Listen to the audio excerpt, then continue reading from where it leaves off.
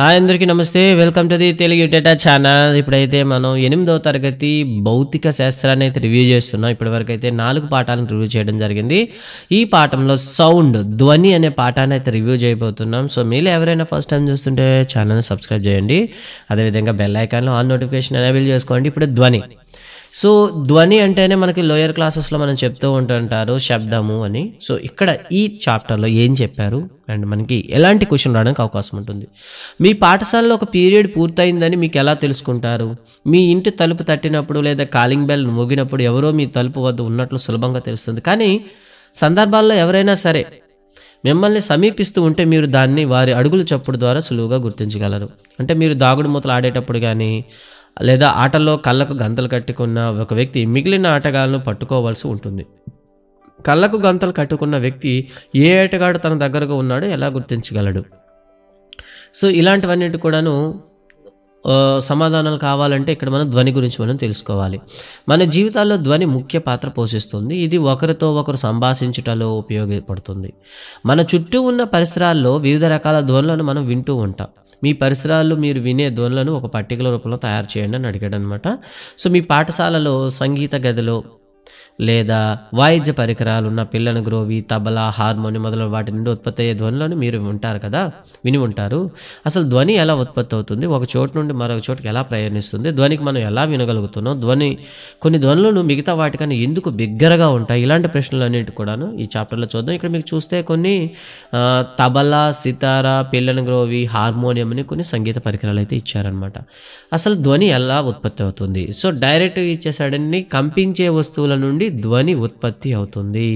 So సింపుల్గా చెప్పవచ్చు, any object which is in vibrate it will give some sound. So కంపించే వస్తువు మనకి ధ్వని ఇస్తుంది. అంటే మీ పాఠశాల గంటను ఉపయోగించే సమయంలో ఒకసారి తాకండి. అంటే మీరు ఎలాంటి అనుభూతి పొందుతారు? అంటే బెల్ మోగుతున్నప్పుడు దాన్ని ఒకసారి టచ్ చేసి చూడండి, మీకు ఎలా అనిపిస్తుంది? ధ్వని ఉత్పత్తి అయ్యే సమయంలో మరొకసారి దాన్ని తాకి చూడండి. అంటే అది రింగ్ అవుతున్నప్పుడు ఒకసారి, నార్మల్గా ఉండేటప్పుడు ఒకసారి టచ్ చేసి చూడండి. అలాగే ఇక్కడ ఒక చిన్న ఎక్స్పెరిమెంట్ అయితే ఇచ్చాడండి. ఒక లోహ పళ్ళెం లేదా గిన్నెని తీసుకోండి, గోడలకు తాకని విధంగా అనుకున్న చోట దాన్ని వేలాడదీయండి, దాన్ని ఒక చిన్న చెక్కతో కొట్టండి.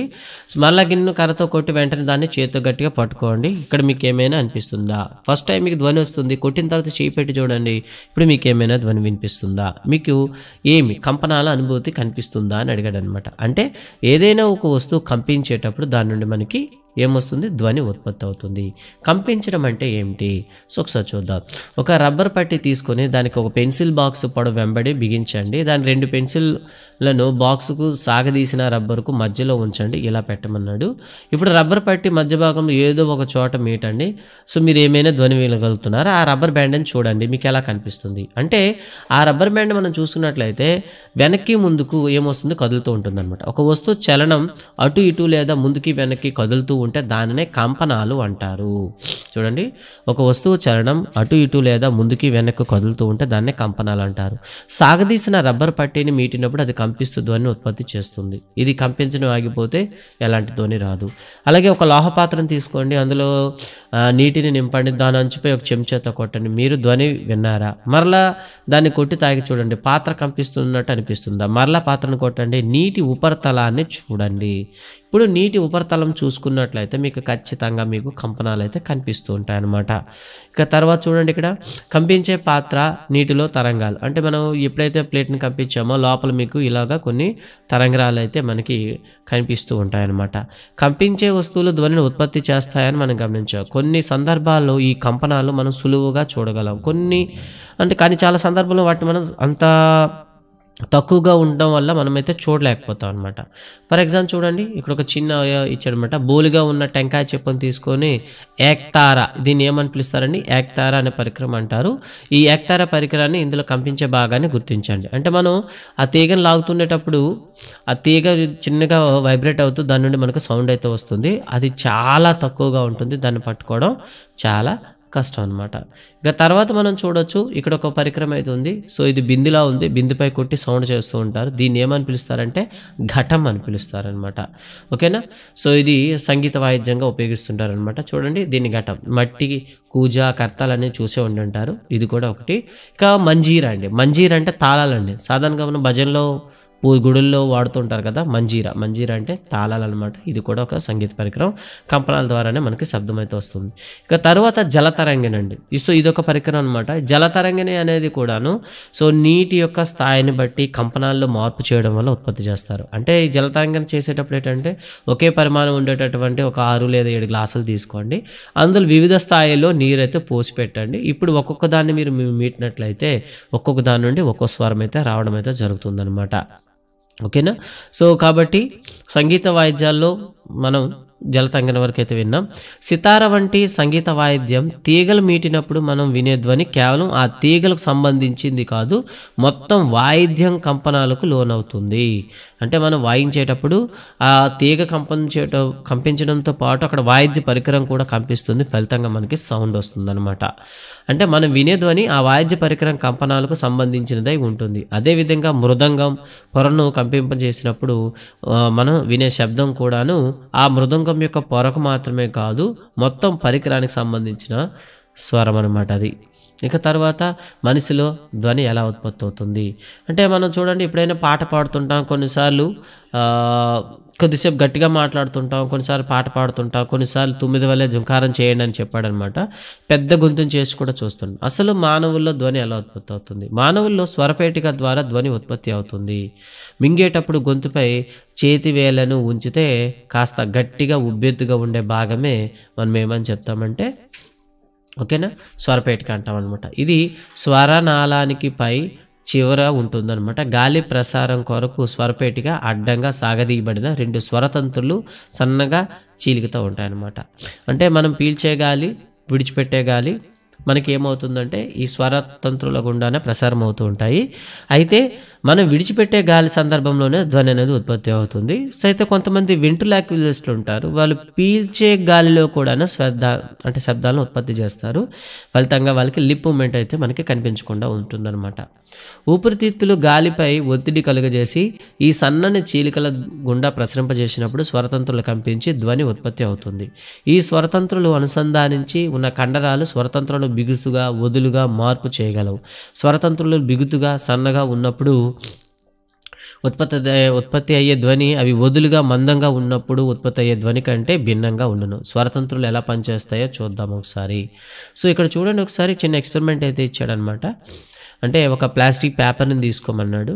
ఒకే విధమైన 2 రబ్బర్ పట్టీలను తీసుకోండి, వీటిని ఒకదానికొకటి గట్టిగా సాగదీయండి, 2 పట్టీల మధ్యన గాలిని ఊదండి. అంటే ఫర్ ఎగ్జాంపుల్ మీరు చాక్లెట్ ర్యాపర్ ఉంది కదండి, చాక్లెట్ ర్యాపర్ని తీసుకొని స్ట్రైట్గా దాన్ని స్టిఫ్గా పట్టి మధ్యలో గాలిని ఊదండి. పట్టీలు గుండా గాలి ప్రసరించినప్పుడు ధ్వని ఉత్పత్తి అవుతుంది. సో ఇక్కడ పటంలో చూపించినట్లుగా ట్రై చేయండి అని ఇచ్చాడనమాట, ఏలో చూపించినట్టు. ఇక కాగితం ముక్కను మడిచి మధ్యలో సన్నని చీలిక చేసి దాన్ని 2 చూడండి చేతి వేళ్ళ మధ్య ఉంచండి. ఈ చీలిక గుండా ధ్వని ఊది ఉత్పత్తి అయ్యే ధ్వని గమనించండి. ఇదే రీతిలో మన స్వరతంత్రులు కూడా ధ్వని ఉత్పత్తి చేస్తాయి అంటూ ఇవ్వడం అయితే జరిగిందనమాట. చూసారా ఇక్కడ బీలో చూపించిన విధంగా. ఓకేనా. అంటే స్వరతంత్రులు అనేవి ధ్వనిని ఉత్పత్తి చేయడం జరుగుతుంది. అయితే పురుషుల్లో దాదాపుగా 20 మిల్లీమీటర్లు అంటే 2 సెంటీమీటర్స్ లేదా 20 మిల్లీమీటర్ల పొడవు ఉంటే, మహిళల్లో అయితే మనకి 15 మిల్లీమీటర్స్ లేదా 1.5 సెంటీమీటర్స్ అయితే ఉంటుంది. చిన్నపిల్లల్లో చాలా పొట్టిగా ఉంటుంది. పురుషులు పిల్లల్లో స్వరాల తేడాకు స్వరతంత్రుల్లో ఉండే పొడవే తేడా అనమాట. ధ్వని ప్రసరణకు యానకం అవసరమా? ఎస్ అండి. ధ్వని ప్రసరించాలంటే మనకి ఖచ్చితంగా యానకం అవసరం ఉంటుంది. సో అది వాయు కావచ్చు, ద్రవ కావచ్చు, ఘన పదార్థాలు అయితే కావచ్చు. దీనికి ఎక్స్పెరిమెంట్ అయితే ఇచ్చాడండి. ఒక ప్లాస్టిక్ కవర్లో ఏం చేయమన్నాడు, సెల్ ఫోన్ని తీసుకొని సో ఒక లోహపు లేదా గాజు గ్లాసులు తీసుకొని దాని పొడవుగా ఉండినట్టు తీసుకోండి. ఒక చరవాణిని మొబైల్ ఫోన్ అందులో ఉంచండి. మరొక చరవాణి నుండి ఆ చరవాణికి డయల్ చేయండి. మీ స్నేహితులను చెప్పండి. ఇప్పుడు మీకు ఏమవుతుంది చెప్పండి, ఆ గ్లాసుని వెంబడి పట్టుకుంటే మీకు కంపనాలు అయితే వస్తూ ఉంటాయన్నమాట. అదే తెరిచిన చివరలో నోటిని ఉంచండి. మరలా ఆ చరవాణి రింగ్ చేయమని చెప్పండి. గ్లాసులోని ధ్వని పీలుస్తూ ధ్వని వినండి. అంటే గ్లాసులో ఉన్న గాలినంతటిని మీరు పీల్చేయండి. సో ఈసారి పీల్చేసారు పీల్చేసరికి ఏమవుతుంది, మీరు తక్కువ గాలి పీల్చారనుకోండి కొద్దిగా సౌండ్ వినిపిస్తుంది. ఇంకా కొద్ది గాలి పీల్చే కొద్దీ శబ్ద తీవ్రత అనేది తగ్గిపోతూ ఉంటుంది. అంటే గ్లాసులో గాలి ఉన్నంత సేపు మీకు స్వరం వినిపిస్తూ ఉంది. ఎప్పుడైతే గాజు గ్లాసులో గాలి తగ్గిపోతుందో మీకు వినిపించదు. అంటే ఈ ధ్వని తీవ్రత అనేది మనకి తగ్గుతూ ఉంటుందన్నమాట. కారణం ఏమిటి అంటే గాలి మనకి ధ్వని ప్రసరించడానికి గాలి అనేది సహాయం చేస్తుంది. అక్కడ గాలి అనేది తీసేశారనుకోండి ఏం ఏర్పడుతుంది, శూన్యం ఏర్పడుతుంది. శూన్యంలో గాలి ఇప్పుడు కూడా ప్రసరించదు. ఒక పాత్ర నుండి గాలిని పూర్తిగా తొలగించిన ఆ పాత్రలో ఏముంటుంది, శూన్యము లేదా శూన్య ప్రదేశం ఉండినట్లు చెప్పవచ్చు. ధ్వని శూన్యం గుండా ప్రయాణించదు. గుర్తుపెట్టుకోండి, ధ్వని ప్రయాణించాలంటే ఖచ్చితంగా యానకం అవసరం. ధ్వని ద్రవ పదార్థాల గుండా కూడా ప్రయాణిస్తుంది. ఫర్ ఎగ్జాంపుల్ ఇక్కడ మీకు ఒక చిన్న వాటర్ డబ్లో పెట్టుకొని దానిలో సౌండ్ చేసి పైన వినండి. అదేవిధంగా ఘన పదార్థాలు కూడా ప్రసరిస్తుంది. సో చూడండి, అంటే డాల్ఫిన్లు అనేవి ఒకదానితో ఇంకొకటి కానీ ఎలా మాట్లాడుకుంటాయంటే సో మనకి నీటి గుండా అంటే ద్రవాల గుండా ధ్వని ప్రసరించడం వల్లే. అలాగే ఇక్కడ చూడండి, ఒక మీటర్ స్కేల్ తీసుకోండి, ఒక దగ్గర శబ్దం చేసి రెండవ దగ్గర వినండి. ఇక్కడ కూడా మీకు ధ్వని వినిపిస్తుంది. అంటే ధ్వని అనేది మీకు ఘన పదార్థాల గుండా ప్రసరిస్తుంది. అలాగే బొమ్మ టెలిఫోన్ చూసుకోవచ్చు. ఈ బొమ్మ టెలిఫోన్లో కూడా మనకి దారం గుండా ధ్వని ప్రసరిస్తుంది. అంటే ఇక్కడ కూడా ధ్వని ప్రసరించడానికి మనకి ఓకేనా ఘన పదార్థం అనేది యానకంలో ప్రయాణిస్తుంది. అయితే ఇప్పుడు కంపించే వస్తువులు ధ్వనిని ఉత్పత్తి చేసే యానకంలో అన్ని దిశల్లో ప్రసారం చేస్తాయని తెలుసుకున్నాం. యానకం అనేది వాయు కావచ్చు, ద్రవ కావచ్చు, ఘన పదార్థం అయినప్పటికీ దాని గుండా మనం ప్రసరించడం అనేది జరుగుతుంది. అది మనకు తెలుసు. ఇక మనకి చెవులు, మానవుడు వినడానికి ఏమో వినపడుతుంది, చెవులు వినపడుతుందండి. ఇక్కడే ఒక ఇంపార్టెంట్ క్వశ్చన్ వస్తుందండి, గుర్తుపెట్టుకోండి. చెవి వెలుపల భాగం ఒక గరాటు పోలి ఉంటుంది. ధ్వని చెవిలోకి ప్రవేశించాక ఒక చివరన సాగదీయబడిన పలుచని పొరను కలిగిన గొట్టం కలిగి నిర్మాణం గుండా ప్రయాణిస్తుంది. మీరు 9th క్లాస్లో దీని గురించి పూర్తిగా చదువుతారు. దాన్ని ఏమంటాం, కర్ణబేర్ అంటాం. ఈ కర్ణబేర్ అనేది పనితీరును అవగాహన చేసుకోవడానికి ఒక చిన్న ఎక్స్పెరిమెంట్ అయితే చూద్దాం.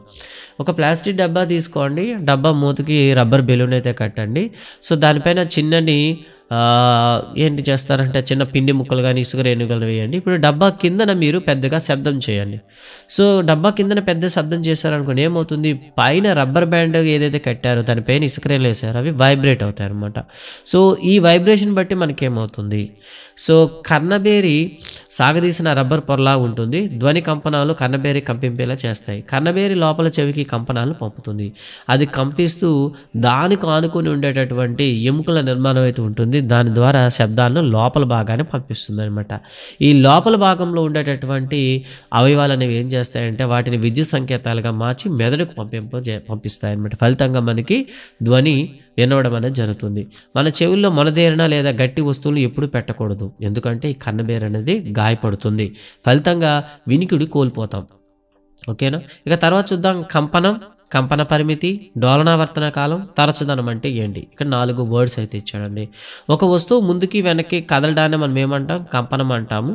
ఓకేనా. ఈ చలనం మనం ఏమని పిలుస్తామంటే డోలన చలనం అంటాం అనమాట. అంటే ముందుకి వెనక్కి కదులుతూ ఉన్నట్లయితే దాన్ని డోలన చలనం అంటాం.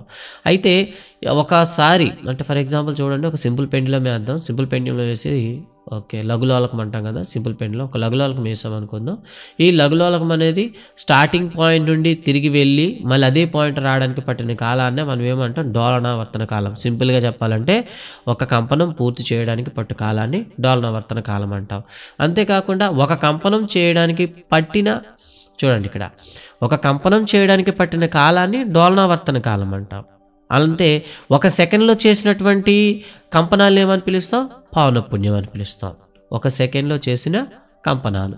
ఓకేనా, గుర్తుపెట్టుకోండి. ఒక సెకండ్లో చేసిన కంపనాలని మనం ఏమంటాం, పౌనఃపున్యం అంటాం. ఒక కంపనానికి పట్టిన కాలం, ఒక కంపనంకు పట్టిన కాలం, ఒక కంపనం చేయడానికి పట్టిన కాలాన్ని డోలనావర్తన కాలం అంటాం. ఒక సెకండ్లో చేసిన కంపనాన్ని పౌనఃపున్యం అంటాం. పౌనఃపున్యాలని సాధారణంగా హెడ్జెస్లో కొలుస్తారు. నిజానికి ఇది 1/టైం ఇన్వర్స్ అనమాట. 1/టైం అనమాట సాధారణంగా. అంటే ఒక సెకండ్లో చేసే కంపనాలు 1/t. ఓకేనా. సో దీన్నే టైం ఇన్వర్స్నే సింపుల్గా సెకండ్ ఇన్వర్స్ మనం ఏం చెప్తాం, హెడ్జెస్ అలా చెప్తాం అనమాట. సో కాబట్టి పౌనఃపున్య ప్రమాణాలు హెడ్జెస్ అనమాట. అంటే పౌనఃపున్యం అంటే సెకనుకు ఒక కంపనం అని అర్థం అని ఇచ్చాడు. వస్తువు ఒక సెకండ్లో 20 కంపనాలు చేస్తే దాని పౌనఃపున్యం ఎంత, 20 హెడ్జెస్ అవుతుంది అనమాట. 1 hedges is equal to okay. ఇక్కడ డెఫినేషన్ ఇచ్చాడు, తప్పిచ్చాడు. 1 హెడ్జ్ అంటే అర్థం ఏంటి అంటే ఒక సెకండ్లో ఒక కంపనం చేసినట్లయితే దాన్ని 1 హెడ్జ్ అని పిలుస్తాము. ఓకేనా. పౌనఃపున్యం అంటే 1 సెకండ్కి చేయాల్సిన రూల్ ఏం లేదు. 1 హెడ్జ్ అంటే 1 సెకండ్కి 1 కంపనం చేస్తే దాన్ని 1 హెడ్జెస్ అంటాము. సో పౌనఃపున్యం అనేది సరే 1 సెకండ్లో ఎన్నైనా చేయొచ్చు. ఫర్ ఎగ్జాంపుల్ 1 సెకండ్లో 20 కంపనాలు చేస్తుందంటే ఇక్కడ దాని పౌనఃపున్యం ఎంత 20 హెడ్జెస్ అవుతుంది. ఓకేనా. అలా కాకుండా ఒక 5 సెకండ్స్లో ఒక 60 కంపనాలు చేసింది అనుకోండి, అప్పుడు దాని పౌనఃపున్యం ఎంత 6/5 ఈజ్ ఈక్వల్ టు ఎంత అవుతుందండి. ఓకే 60 కదా, 60/5 అనమాట, అంటే 12 హెడ్జెస్ అవుతుందన్నమాట. ఇలా మనం చెప్తాం. ఓకేనా. అంతేకాకుండా ఒక ధ్వని ఉత్పత్తి అయ్యేటప్పుడు అది కంపనం చేసేటప్పుడు ఆ కంపనం యొక్క గరిష్ట పరిమితినే మనం ఏమని పిలుస్తాం, కంపన పరిమితి అంటాం. ఫర్ ఎగ్జాంపుల్ ఒక కంపనం తీసుకున్నాం, ఇది ఇలాగ పైకి కిందకి ఏమవుతున్నాయి, కంపనాలు అవుతున్నాయి. సో దాని యొక్క గరిష్ట పరిమితి చూసారా, పై నుండి కింద వరకు చూసారా, దీన్నే మనం ఏమంటాం, కంపన పరిమితి అని పిలుస్తాం. ఇక తర్వాత చూసుకుంటే ధ్వని తీవ్రత మరియు పిచ్ అంటే ఏమిటి.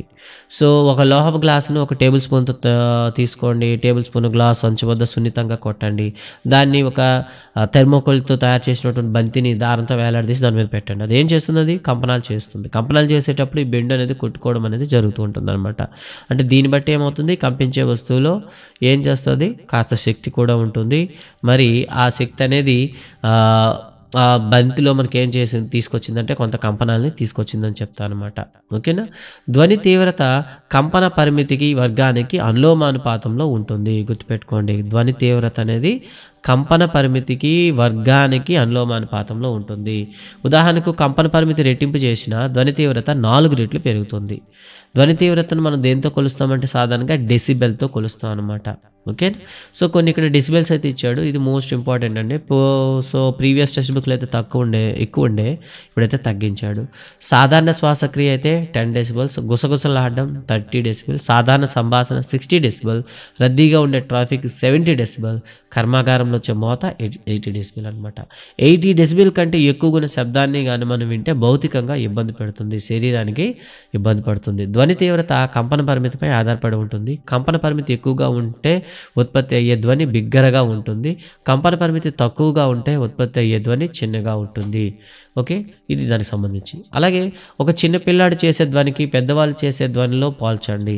చిన్నపిల్లాడు చేసే ధ్వనులు మనకి కీచుదనం అనేది ఎక్కువగా ఉంటుంది. పెద్దవాళ్ళు మాట్లాడే మాటల్లో కీచు స్వరం అనేది తక్కువగా ఉంటుంది. అంటే చూడండి ఇక్కడ నా స్వరం ఉపాధ్యాయుని స్వరం కన్నా భిన్నంగా ఎందుకు ఉంటుందని నేను ఆశ్చర్యపోయాను అని ఇచ్చాడు. అంటే పౌనఃపున్యం అనేది చూడండి ధ్వని కీచుదనం లేదా పిచ్చును నిర్ణయిస్తుంది అనమాట. అంటే పౌనఃపున్యం కానీ ఎక్కువ ఉందనుకోండి, పౌనఃపున్యం ఎక్కువైంది అనుకోండి, కీచుదనం అనేది ఎక్కువ అవుతుంది అనమాట. సో ఫలితంగా పిచ్ అనేది ఎక్కువ వస్తుంది. పౌనఃపున్యం తక్కువ ఉందనుకోండి, కీచుదనం అనేది తగ్గుతుందని పిచ్ అనేది తగ్గుతుంది అనమాట. కంపనం చూడండి, కంపనం పౌనఃపున్యం ఎక్కువగా ఉన్నట్లయితే ధ్వని యొక్క పిచ్ కలిగి ఉంటుంది. కంపన పౌనఃపున్యం తక్కువగా ఉన్నట్లయితే దాని యొక్క పిచ్ తక్కువ ఉంటుందన్నమాట. ఉదాహరణకు ఒక డ్రమ్ము తక్కువ పౌనఃపున్యంతో కంపించినట్లయితే అది తక్కువ పిచ్చిని కలిగిన శబ్దాన్ని ఉత్పత్తి చేస్తుంది. అదే మీరు విజల్ ఉదాహరణ అనుకోండి, విజల్లో మనకి ఏమవుతుందంటే పౌనఃపున్యం ఎక్కువగా ఉంటుంది కాబట్టి అది కీచుదనం ఎక్కువగా ఉంటుందన్నమాట. మరోవైపు అధిక పౌనఃపున్యం కలిగిన విజల్ చూడండి ఎక్కువ పిచ్ కలిగిన ధ్వనిని ఉత్పత్తి చేస్తుంది. పక్షి ఎక్కువ పిచ్చిని కలిగిన ధ్వనిని ఉత్పత్తి చేస్తుంది, కానీ సింహం తక్కువ పిచ్చి కలిగి ఉన్న ధ్వనిని గర్జిస్తుంది అనమాట. ఏదేమైనా సింహం యొక్క గర్జన బిగ్గరగా ఉంటుంది, అంటే పిచ్ చాలా తక్కువగా ఉంటుంది. పక్షి శబ్దం చాలా తక్కువగా ఉంటుంది, కానీ పిచ్ అనేది చాలా ఎక్కువగా ఉంటుంది. ఓకేనా, గుర్తుపెట్టుకుంటారు. ఓకే, ప్రతిరోజు మీరు పిల్లలు పెద్దల స్వరాలు వింటూ ఉంటారు. మీరు వారి స్వరాలతో ఏమైనా తేడా గమనించారా? పిల్లల స్వరం పౌనఃపున్యం పెద్దవారి కంటే ఎక్కువ అని మీరు చెప్పగలరా? సో దీని మంటిది. ఇక చూద్దాం, స్త్రీల యొక్క స్వరంలో కూడా పిచ్ అనేది చాలా ఎక్కువగా ఉంటుంది, అందుకని స్వరాలు ఓకేనా మగవాళ్ళ కంటే ఎక్కువగా పిచ్ ఉంటుంది. ఓకే, తర్వాత వినలేని ధ్వనులు చూద్దాం. సాధారణంగా ఒక ధ్వనిని మనం వినాలి అనుకుంటే దాని యొక్క మినిమం పౌనఃపున్యం ఏదైతే ఉంటుందో అంతవరకే మనం వినగలం. అంటే 20 హెడ్జెస్ కన్నా ఎక్కువ ఉన్న ధ్వనిని మనం వినగలం, అంతకన్నా తక్కువ ధ్వని మనం వినలేం. కాబట్టి వాటిని పరశ్రావ్య ధ్వనులు అని పిలుస్తారు. మరి ఇలాంటి పౌనఃపున్య ధ్వనులు ఎప్పుడు వస్తాయి? ఎప్పుడైనా భూకంపాలు వచ్చేటప్పుడు కానీ, పెద్ద పెద్ద డ్యాములు కూలిపోతుండే ముందు కానీ ఇలాంటి ధ్వనులు అనేవి వస్తూ ఉంటాయి. అలాగే 20,000 హెడ్జెస్ అండి, 20,000 హెడ్జెస్ కన్నా ఎక్కువ ఉండే ధ్వనులను మనం ఏమని పిలుస్తామంటే అతి ధ్వనులు అంటాం. వాటిని కూడా మనం వినలేమనమాట. అంటే ధ్వనులు అనేవి మనం వినగలిగేది 20 హెడ్జెస్ నుండి 20,000 హెడ్జెస్ వరకు మాత్రమే వినగలం. అంతకన్నా చిన్నవి కానీ అంతకన్నా ఎక్కువ కానీ మనం వినలేమన్నమాట. కాబట్టి తక్కువ ఉంటే పరశ్రవ్య ధ్వనులు అంటారు. వీటిని మనం ఎక్కడ కూడా ఉపయోగించాం అనమాట. కానీ అల్ట్రాసౌండ్స్ ఏదైతే అంటామో అతి ధ్వనులు అంటాం కదా, 20,000 హెడ్జెస్ కన్నా ఎక్కువగా పౌనఃపున్యం ధ్వనులను మనం మెడికల్‌లో ఎక్కువగా ఉపయోగిస్తుంటాం అనమాట. అంటే బాడీలో ఏవైనా మజిల్స్ స్టక్ అయిపోయేటప్పుడు ఈ సౌండ్స్‌ని ఉపయోగించి వాటిని మసాజ్ చేస్తారనమాట. అంతేకాకుండా ఏదైనా బాడీలో ఏదైనా టిష్యూస్ గానీ ఇబ్బంది పడుతున్నప్పుడు వాటిని సెట్ చేయడానికి కూడా ఉపయోగిస్తారు. ఇక ధ్వనులు. కఠోర ధ్వనులు అంటే ఏమిటి? సంగీతం అంటే ఏమిటి? మన చుట్టూ రకరకాల శబ్దాలు వింటూ ఉంటాం.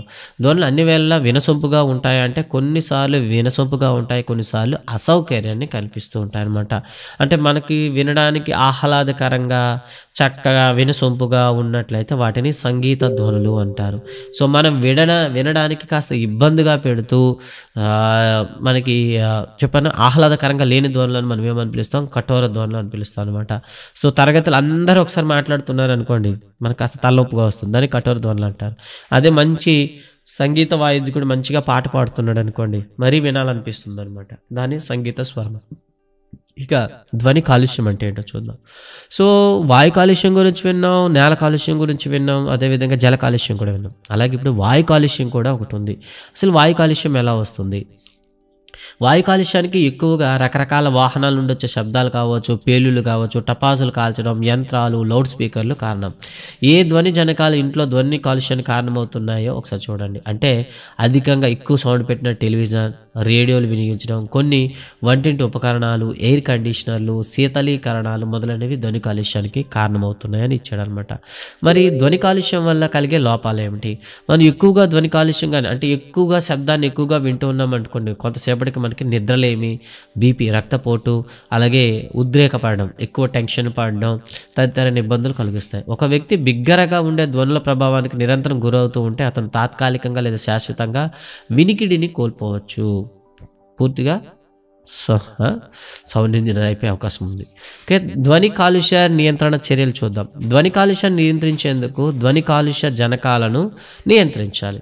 ఫర్ ఎగ్జాంపుల్ చెప్పాం కదా, ఎయిర్ క్రాఫ్ట్ ఇంజన్లను, రవాణా వాహనాలకు, పారిశ్రామిక యంత్రాలకు, గృహోపకరణాలకు మనం ఏం ఉపయోగించాలి? సైలెన్సర్లను ఉపయోగించాలి. దీనివల్ల తక్కువ శబ్దం అయితే రిలీజ్ అవుతుంది. అలాగే నివాస ప్రాంతాల్లో ధ్వని కాలుష్యాన్ని ఎలా నివారిస్తాం? సాధారణంగా ధ్వని కాలుష్యాన్ని కార్యకలాపాలు అన్నీ కూడా నివాస ప్రాంతాలకు దూరంగా నిర్వహించాలి. ధ్వని కాలుష్యం కలుగజేసే పరిశ్రమలను నివాస ప్రాంతాలకు దూరంగా నిర్మించాలి. మోటారు వాహనాల హార్న్లను తగ్గించాలి. టెలివిజన్, మ్యూజిక్ ప్లేయర్లను ఉపయోగించేటప్పుడు ధ్వని స్థాయిని తగ్గించాలి. చెట్లను రహదారికి ఇరువైపులా, భవనాలకు నలువైపులా నాటి నివాస ప్రాంతాలకు తక్కువ స్థాయిలో ధ్వనులు చేరేటట్లు చేయవచ్చు. పై విధంగా ధ్వని కాలుష్యాన్ని మనం కలిగే నష్టాలను తగ్గించవచ్చు. అలాగే వినికిడి లోపం గురించి అయితే ఒక మాట అయితే ఇచ్చాడండి. గాయ్స్, ఇది ఈ పాఠం యొక్క కీ పాయింట్స్ అనమాట. ఈ వీడియో మీకు ఎలా అనిపించింది? మీ సలహాలు, సూచనలు తెలియజేయండి. ఈ వీడియో పైన మీ కామెంట్స్ అయితే ఇవ్వండి. టెక్స్ట్ బుక్లో ఏవైతే మనం కవర్ చేయలేదో, దట్ ఈస్ ఎక్స్ట్రా కరికులమ్స్ ఉన్నాయో అవన్నీ కూడా మీకు మిస్లీనియర్ వీడియోస్లో వస్తాయి. Thank you guys, thank you very much. జై హింద్.